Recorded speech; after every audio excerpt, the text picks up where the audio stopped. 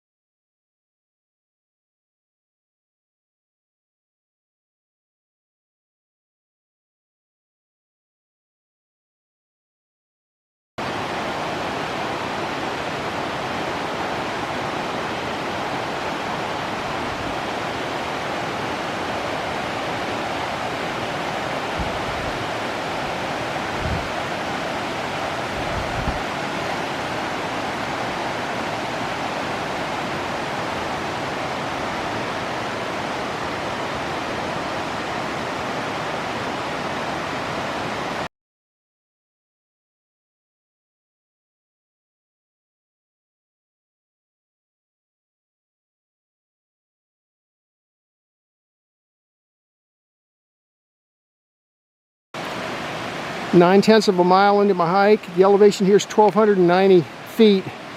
And I'm down along the Rose River at the point where an old road crossed over to the other side. And this is where I'm gonna hopefully come back and cross over sometime this winter and explore 3 or 4 homestead locations over there. According to the old map, one of them was here on the east side of the road, and the second one was over there on the west side of the road, and then the others are further upstream. I explained this in my last video, but that looks like it's turned, over the years it's turned itself into a drainage ditch now. But that's where it was. It crossed over here, and then it continued on down this way. Let me see if I can get over here a little ways. Ugh. Maybe you can, hold on. You can see that, and then that runs at a diagonal up to the current day road, which is basically right here at this level, just a couple of feet higher. So the river's running about normal today. You can see though when it rages, look, I mean, look at all these rocks here. When it rages, this whole area gets swamped out. The leaves are falling pretty good now. Anyway, one of these days I'm gonna head over there and take a look.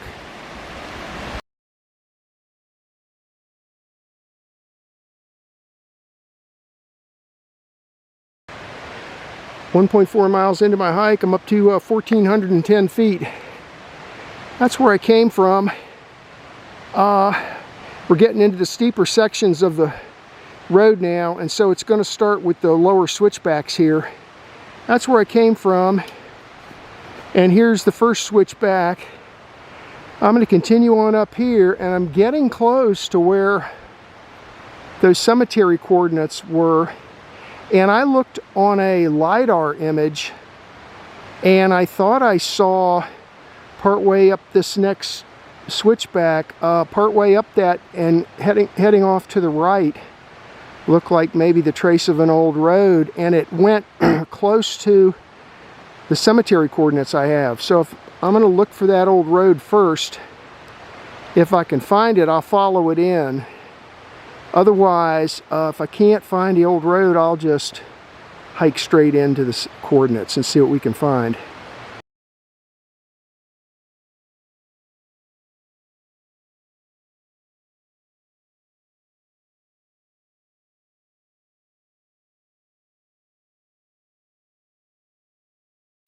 .5 miles into my hike. The elevation here is 1,450 feet.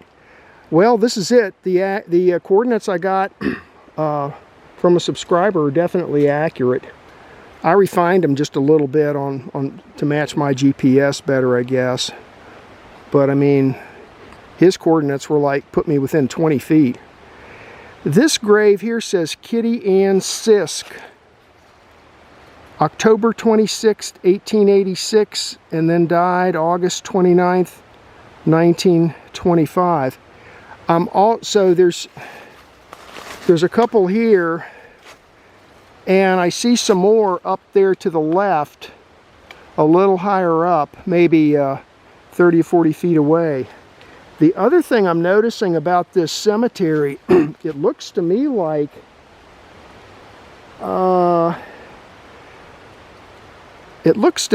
some of the people may have been moved off the mountain. In other words, buried here and then dug up and moved somewhere along the line. Like, there's Kitty Ann Sisk. Her grave spot is sunken in quite a bit, but the one next to her is really sunk in like about 4 feet, 3 or 4 feet. And then behind me over here, maybe you can see that one. That's another one. Looks like it was dug up. And then up there, there's another one that looks like it was dug up. So anyway, what I'm going to do is I'm going to take still photos of all the stones I can find. And then right over there looks like might be another grave. It's sunken in some with just a field stone sticking up 4 or 5 inches in classic fashion. So I'll take a photograph. The ones that have names, I'll try to go in to find a grave and add the photographs, because there was requests in there for photos. So let me take some.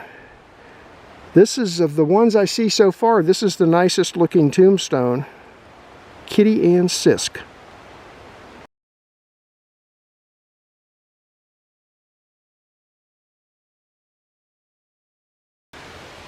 This is the one just to the right of Kitty Ann Sisk. That looks like a tombstone, but I don't see any name on it.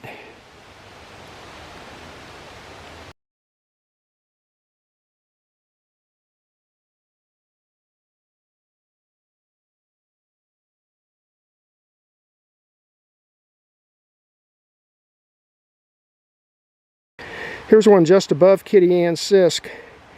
That's definitely a marker. I flipped it over. It's broken in half. I flipped it over on the other side. I don't see any inscription on it though. So it could be one somebody brought up here and never got around to getting it inscribed.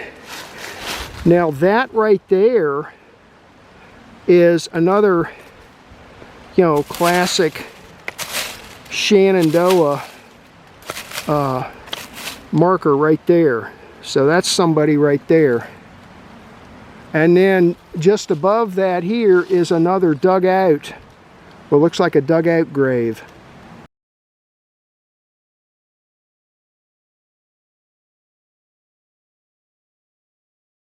I'm just a little bit higher up on the mountain, and there's a cluster of markers here. There's one there, fieldstone. Here's one.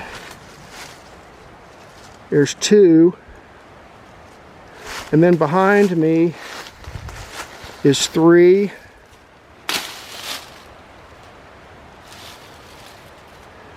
Three's right there. And there's 4 over there. And wait a minute, let me see this. No. So there's 4 up here. All fieldstone, no inscriptions.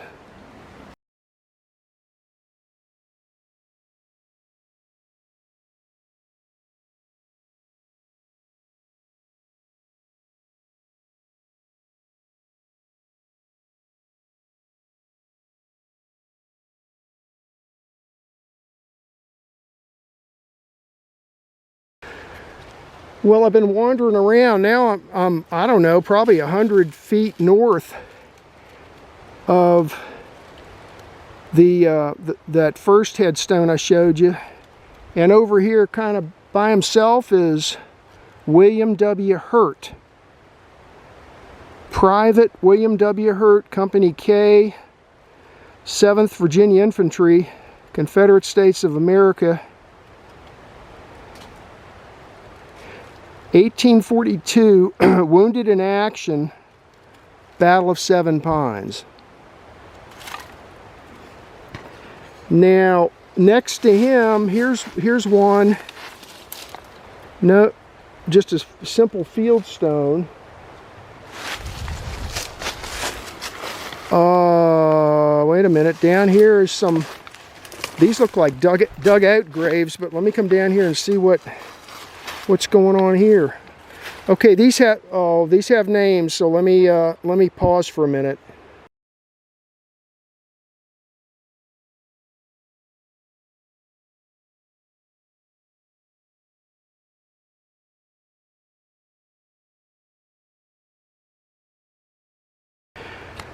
Okay, on the left, that is Lucy Sisk Hurt, April 20th, 1862 to April 22nd, 1942.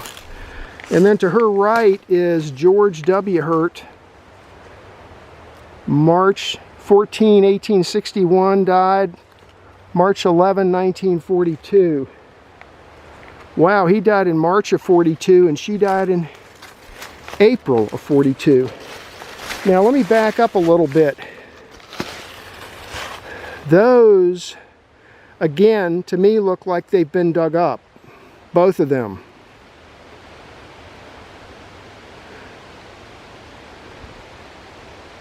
Those look dug out to me. Now, right here behind me is another one that was dug out, right here. Now I don't see a name next to this one.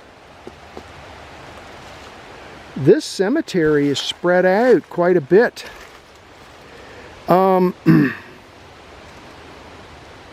That could be the footstone for Lucy Hurt.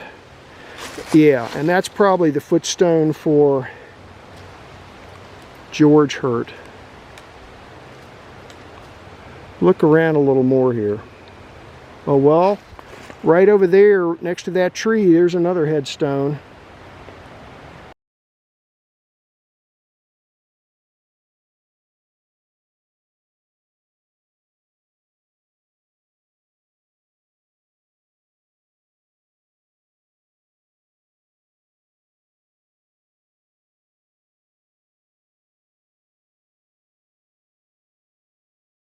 Okay, well up there is that big like marble monument for Hurt, and then just below that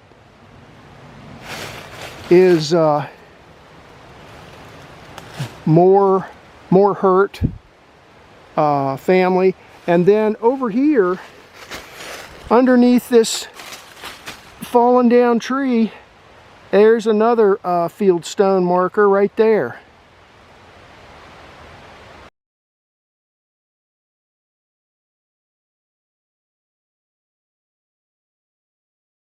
I took a still picture of this earlier, I think, but from this side, the other side, you can see that it was carved to look like shaped like a monument. It was tall and rectangular, and it looks like the top was carved into a point, kind of like the top of the Washington Monument. I'm getting ready to leave the cemetery. I don't see anything else other than what I've already documented. I'm standing here next to William Hurt's tombstone, and one thing I wanted to just point out, let me look at my compass for a minute.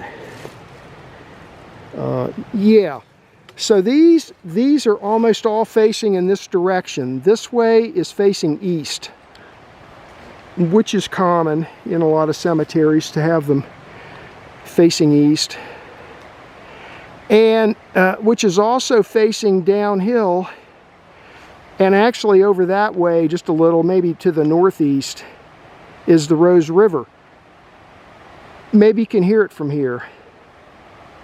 And what I wanted to point out was, if you use your imagination, back in the day, imagine all this was been cleared out land. It would have been beautiful up here. Over there, way up there is a ridge line for the mountains. And they go up behind me also, way up. And so if you just kind of imagine this all cleared out with grass and fields of crops and farm animals and people farming and going about their lives all cleared out here, it would have been really a nice look to it.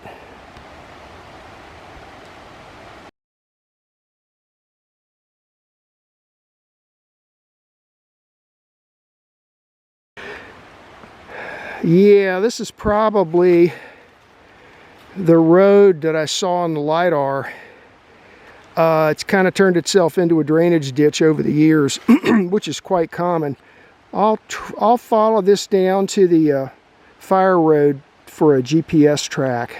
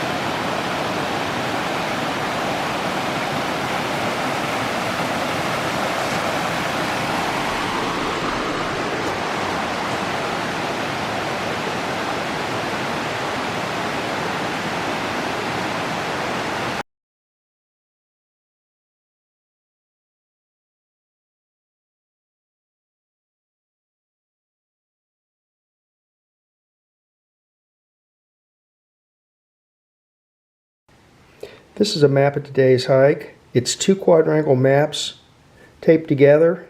The left side is Big Meadows, 1994, and the right side is Old Rag Mountain, 1994.